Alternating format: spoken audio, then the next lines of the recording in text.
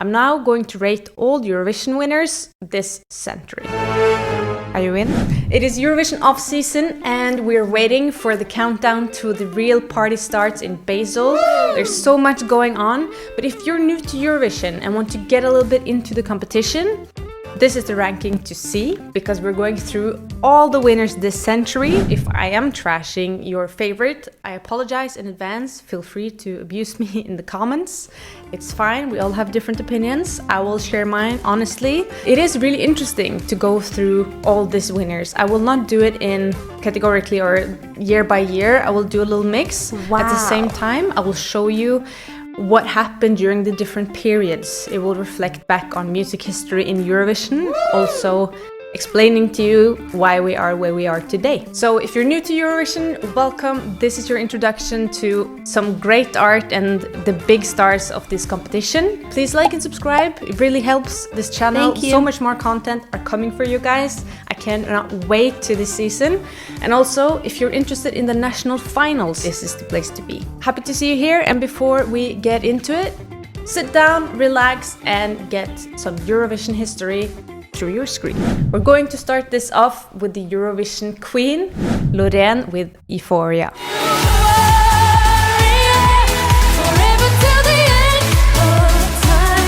Euphoria and Loreen was a monumental shift in this competition. This is so captivating, the vocals are on point. It is simplistic yet dynamic. It's powerful, bizarre, like the movements are bizarre.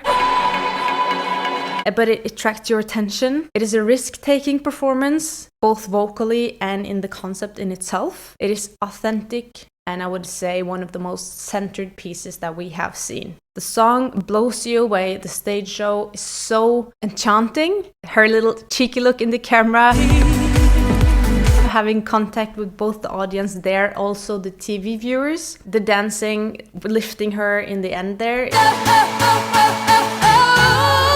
Just, yeah, she's still considered today one of the biggest Eurovision queens out there, and this song just has stood the test of time. It is a classic. It is as good today as it was back then. That is a feat. So that's why this is going in the S tier.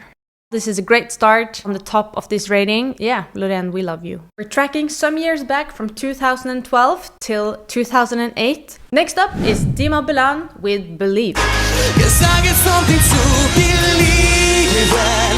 Missing to keep climbing. This is one of my least favorite winners of all time. It is an irritating start.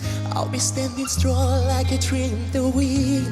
It is an unhealthy level of confidence throughout this performance. It makes me a bit nauseous, but also I can't look away. I believe in me. He felt himself so much more than we did when he was performing this. Having this figure skater with him on stage was a great PR trick at a time, because he was the biggest figure skater in the world. There is not a limit. For one who wasn't even, I would say, much into figure skating, I knew who he was. So I thought that was cool at the time. Now I don't. Nothing else can stop me if I... But it is a show factor. As Dima said before throwing his shirt off, I can do it all and more. Well, this is an example that less is more. This is just an overstimulating, chaotic performance all in all. So this goes down to the F tier. Sorry, Dima. Next up, we have Marija N with I Wanna from 2002. I wanna be the sunshine in your arms. I wanna be the light from shooting stars. I think this performance is underrated. That might be because of the gender roles that she's playing with here. I found that so refreshing. And her masculinity and feminine sides, I think it's brilliant. It is a really captivating opening. The energy is just on point here. You want to get ahead, get ahead. I'd like to go away. The choreography is on point. This is a high show factor. Light from shooting stars. I don't care so much for the song, but her charisma and her outfit change, that was the first time in Eurovision, which was a game changer. It is just highly entertaining. So all in all, this deserves to go to the D tier. it because of the song in itself, but as a show and as a performance, I love this. But objectively, yeah, maybe not the best winner. Next up, we have Ruslana with Wild Dances from 2004.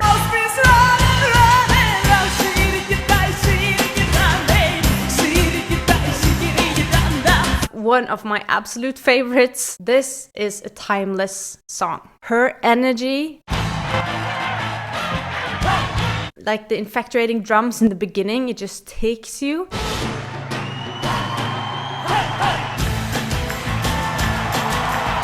It is wild, as she sings about. It is authentic, it is fun, I can't look away. She has such power vocals, I love them. The whole stage show is so well crafted. It really gives off a strong vibe. It's a good concept.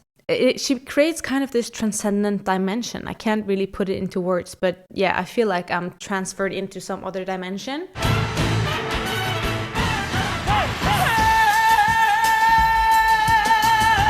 Where I'm a bit scared, but I also really want to be there. Like, the choreography is on point. This is just a Eurovision classic. And I think this deserves the A tier. Ruslana, we will love you forever. And this song will always stay in my heart.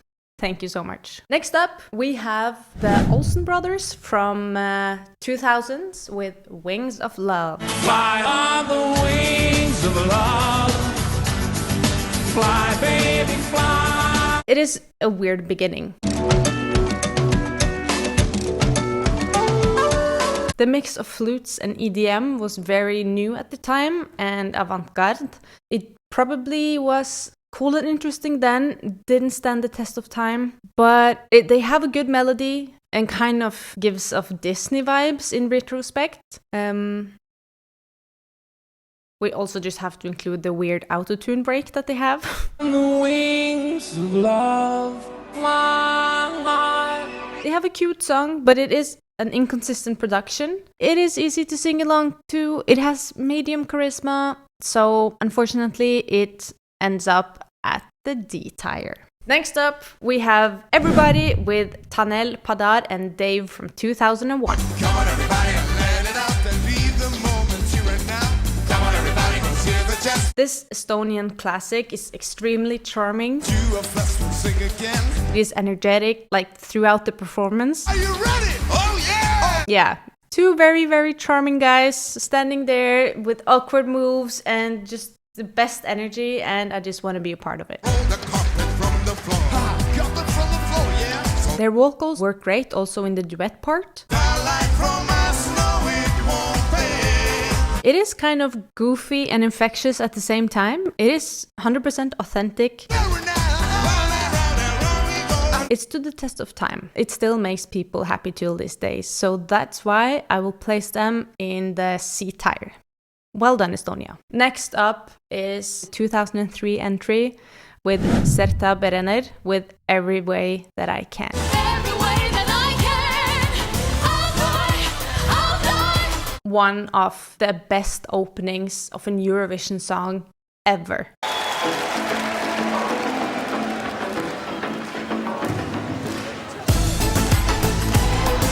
This start just blew my mind.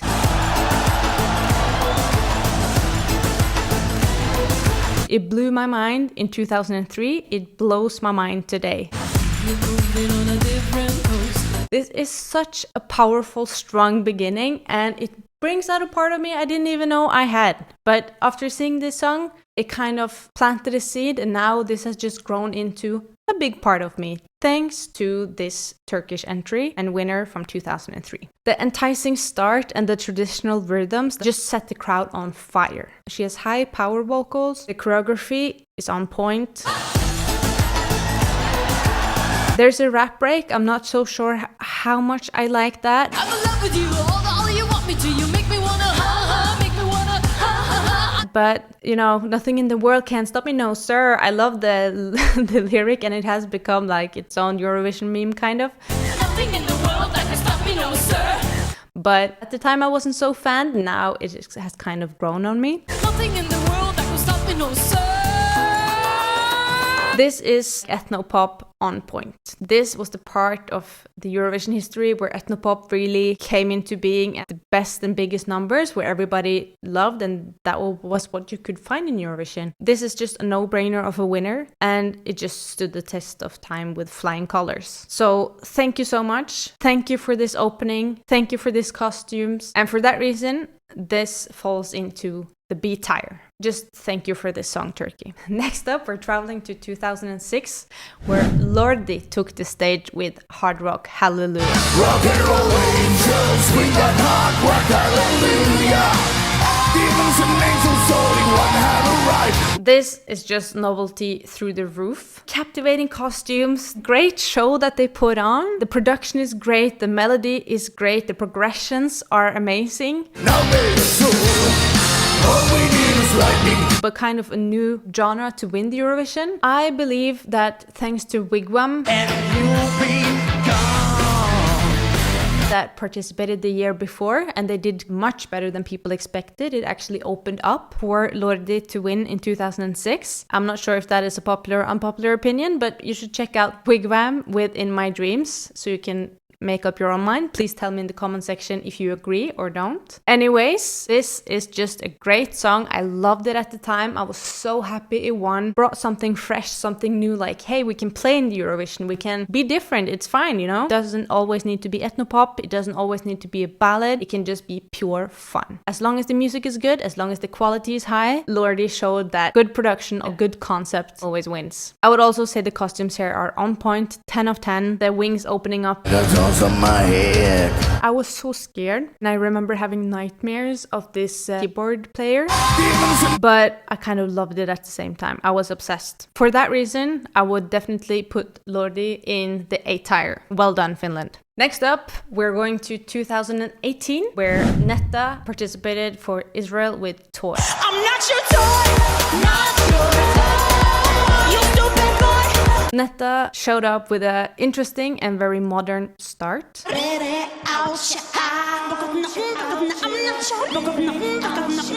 Absolutely novel aesthetics in the performance.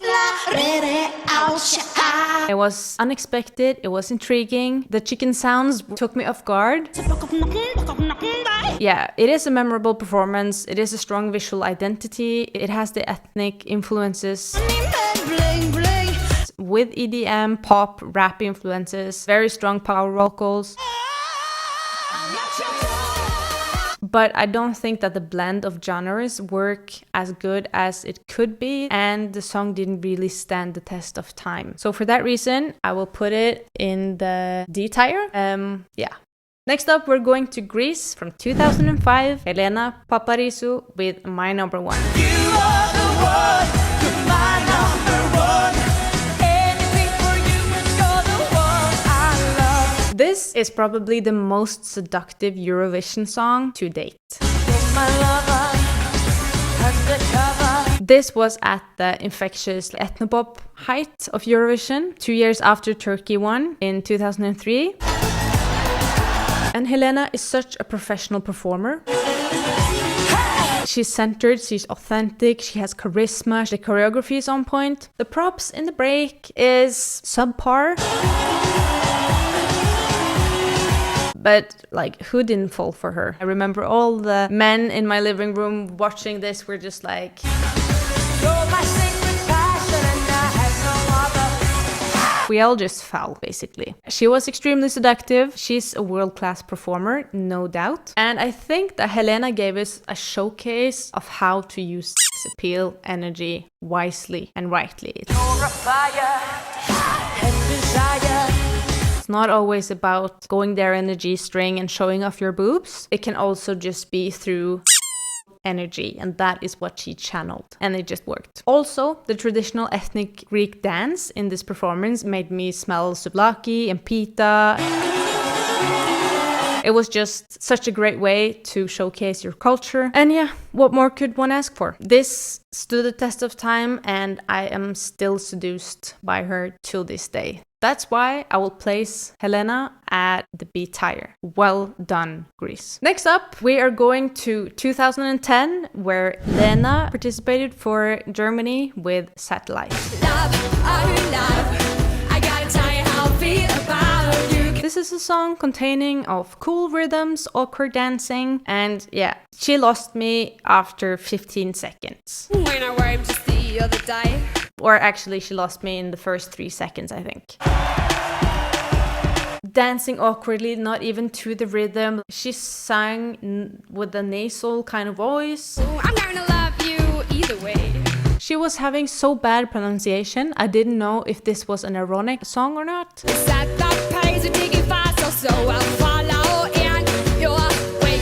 The vocals were bad. I feel like I am at a school show supporting my slightly challenged niece. I'm in orbit all the way. I'm not impressed, but my heart swells of proudness for her and her accomplishment still. And that says something about the state of the contest in early 2010s. Well, gaining sympathy should not be the reason why you win Eurovision. And unfortunately, Lena, you fall into the F tire.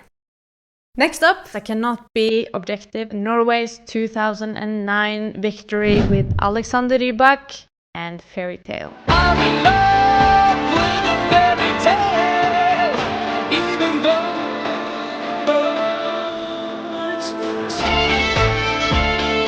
First off, this is one of my best Eurovision memories ever. People have said that he put on this childish kind of image or boyish image. every day we started fighting. But it's actually not true.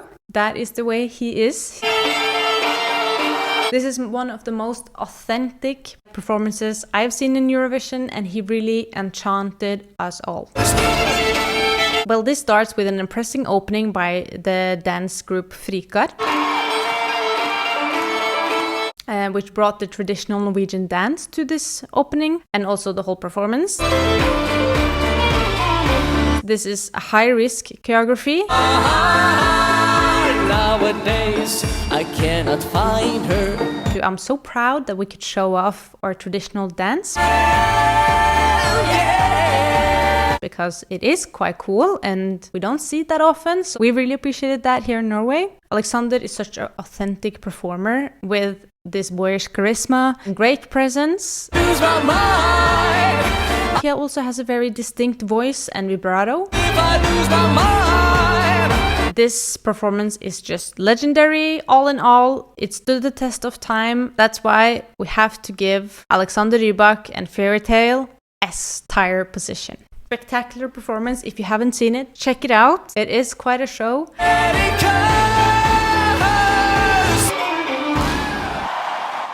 Well done, Alexander. Still proud of you. Next up, we're going to Denmark in 2013, where Emmelie de Forest performed Only Teardrops. How many times can we win and lose? How many times can we break the rules between us?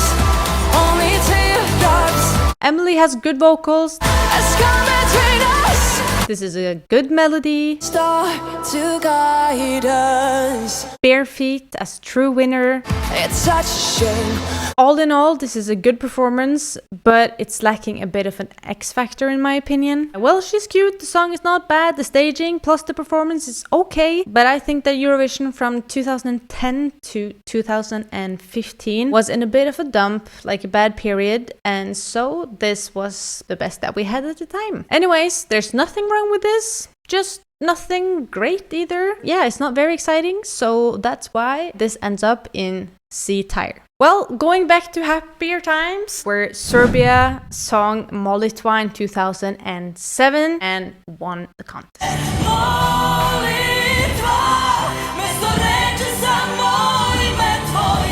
Here we're talking great vocals, great melody. This is a power song. The emotions in this song, it doesn't need a translation. You feel it, you get it. This is so powerful and captivating.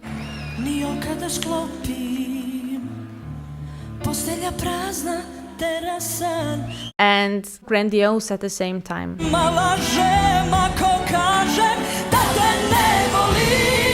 She looks amazing in her suit. The girls all around her.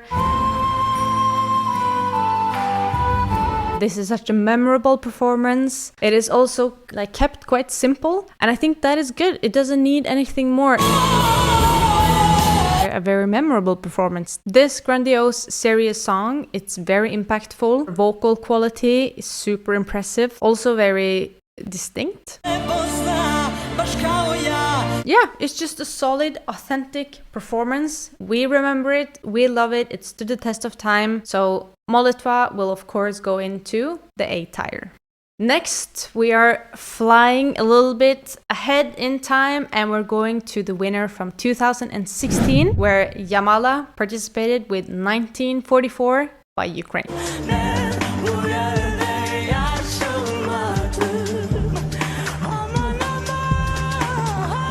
Here we're talking authenticity. The centration of her in this performance is just through the roof. They kill you all and say we're not guilty. When I talk about centration, it is like you can feel that somebody is more centered and just channel something. You can see that in Loreen, Alexander Rybak. You can see it in almost all the winners. Almost all the winners. But Jamala really embodies this.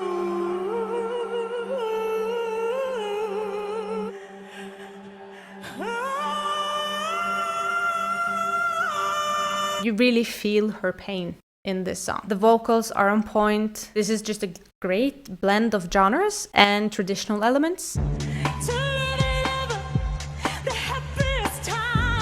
The magical moments created with the visual props, with the tree comes up behind her, is just so memorable, strong, impactful.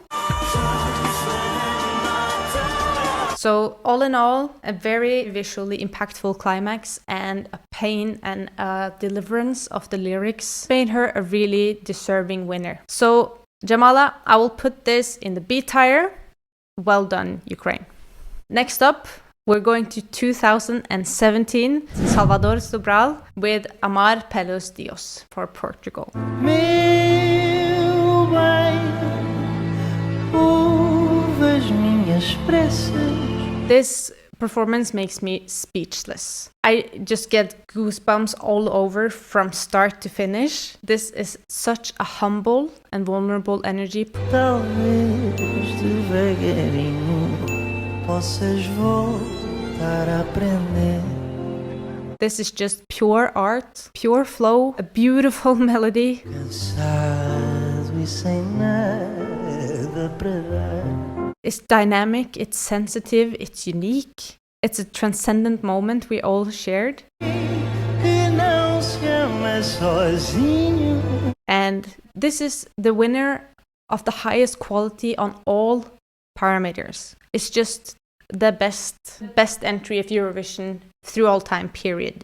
Ouve as minhas preces. The melody, the song, the deliverance, the uniqueness, the virtue, the energy is just, it creates magic. It's pure art. That's why this personally is my favorite Eurovision winner of all time and one of the strongest reasons why I love Eurovision so much. Que não se ama sozinho. Talvez devagarinho possas voltar a aprender. Please tell me in the comment section if you agree with me or if you have another one that you think is the best Eurovision winner of all time. I would love to hear your opinion. And that is of course why Salvador Sobral ends up with the S tier. Next up, we have Ell Nikki with Running Scared for Azerbaijan in 2011. I'm running, I'm scared tonight. I'm running, I'm scared of life. Well, this is kind of a Coldplay kind of opening. He has great vocals. Come to me tonight. She's not up to par in my opinion. I just wanna be. I'm getting bored during the first chorus. I'm running, I'm scared of life. Yeah, it is a beautiful stage and clean aesthetics, but it is this kind of awkward, intimate moment before the climax of this song.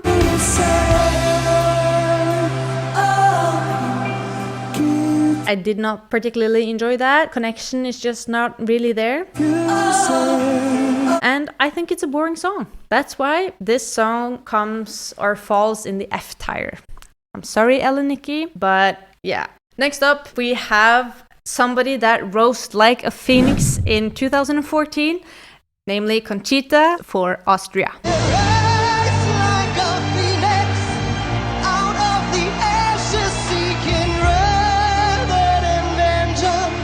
This James Bond theme kind of song had a beautiful staging. The gown was 10 of 10. This is just world-class vocals. Melodic progression and modulation. It is beautiful string backing, which makes it this kind of James Bondy vibes. And it absolutely has a novelty factor. It is a little predictable though musically. It is a classic contribution to this contest. It is conventional staging. So for that reason, I put this in C tier. Next up, we're going to 2023 with Loreen and Tattoo.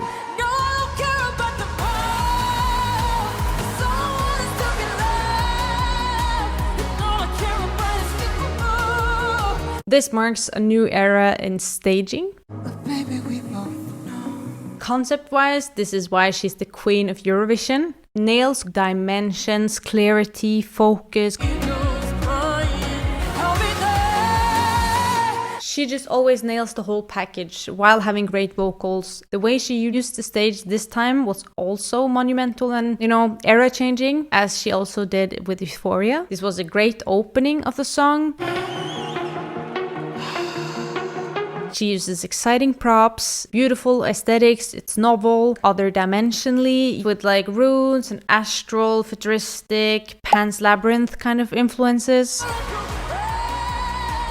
This is a pure power demonstration in all aspects when it comes to vocal, fitness, aesthetics, concept, and also centeredness. She's the queen of centeredness. It's a huge part of who she is as a performer. She clearly demonstrates why she's the queen of Eurovision, but the song was not as groundbreaking as everything else. I felt like this was Euphoria .2, which is, it's impossible to top due to its groundbreaking impact on the contest back in 2012. So it is a great performance and is potentially one of the least exciting Eurovision winners of all time for me personally, because it was so predictable and so repetitive from Euphoria that even though it is a great performance, I was never really excited for this performance, and for that, it is D tier. I place it in. Next up, we're still staying in Sweden. We're going to 2015, where Måns Zelmerlöw won Eurovision with Heroes. We are the heroes of our time. Heroes. Here we are talking cool visual effects. Timing is perfectly executed in this performance. You're off your gun. Make a sound. Your foundation. He's a beautiful man. Greatest that them ever. This is like a classic Swedish EDM pop. A little boring and predictable for a Norwegian, because this time this was all the music that we have already been listening to, like Swedish EDM for like 5 years. So it was not any novelty to it. But anyways, it was a great performance, but personally, this is the winner I always forget. Yeah, it's just the lack of originality song-wise. It places this in the C tier for me. Next up, we are going to Kalush Orchestra with Stefania. I'm of course talking about Ukraine 2022.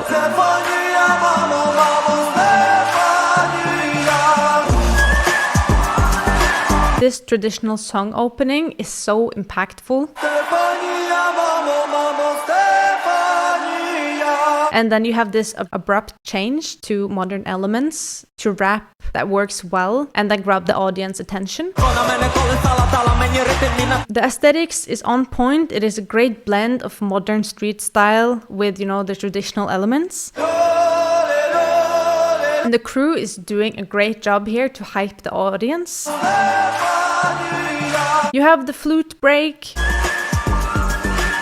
This is the first winner that includes rap and break, both the elements of hip-hop in one song, which I absolutely love. There are great vocals in all genres. It is an EDM ending. It is dynamic, electric, or actually also eclectic kind of put together. It is politically charged piece, but it is a well-deserved winner. Kalush Orchestra, I'll put you in B tier. We are approaching the end of our ratings, and next up, 2019, and it is the winner Duncan Laurence with Arcade for the Netherlands.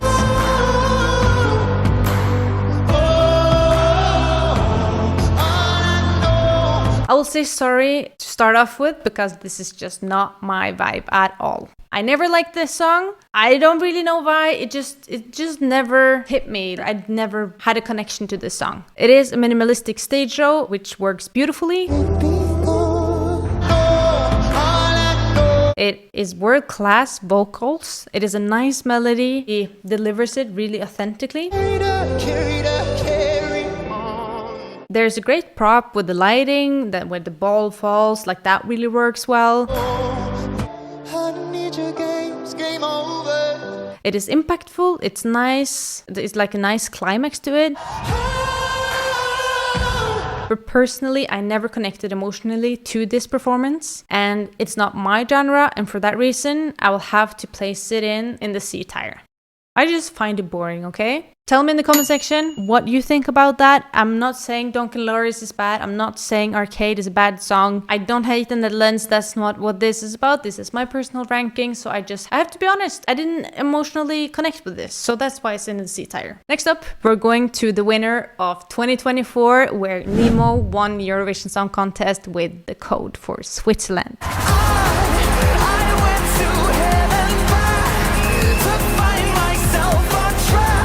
I was there. I'm just coming out from the rehearsal for the final. I was watching them perform in the semi-final, in the rehearsals. Coming out of the rehearsal, trying to think like who will win Eurovision. I'm going here thinking to myself like who will be the winner this year?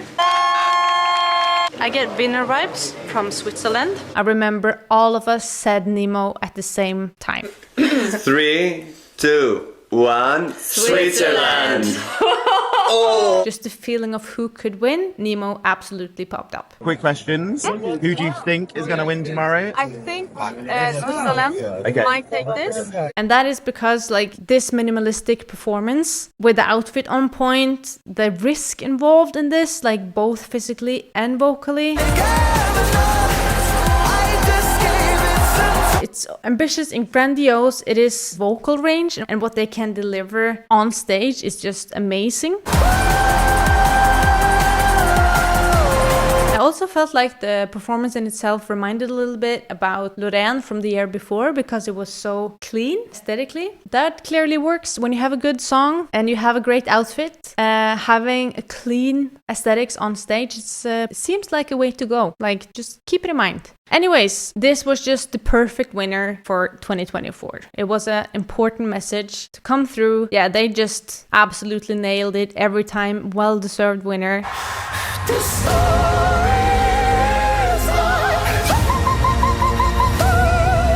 It was such a strong personal story behind, convincing to the sense that you felt like it was authentic and it was really virtuous. I went to hell and back to find myself on track. I remember watching this performance live and it was just breathtaking. We all said Switzerland was the most impressive performance that day. Switzerland stood out a mile. Nemo, they wowed me. This is a performance that will go down in history for its vocal, aesthetic and risk-taking aspects and reinforced the beautiful and impactful values of Eurovision for a long time to come. And for that reason, this gets classified among the honor group of the B tier. Last up, we're going to 2021, where Italy won with Måneskin and Zitti E. Sono fuori di testa, ma diverso da loro.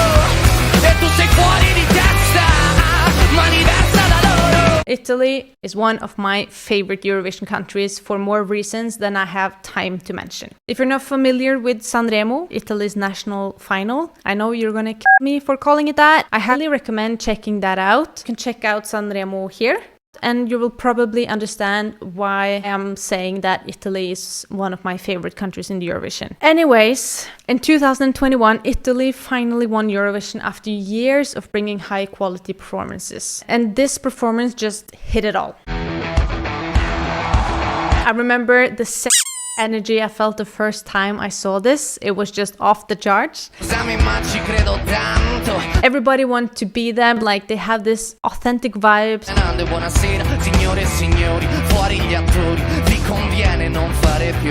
Quality rock and an aura that transcends time and space. Their outfit was on point, their interactions were infectious.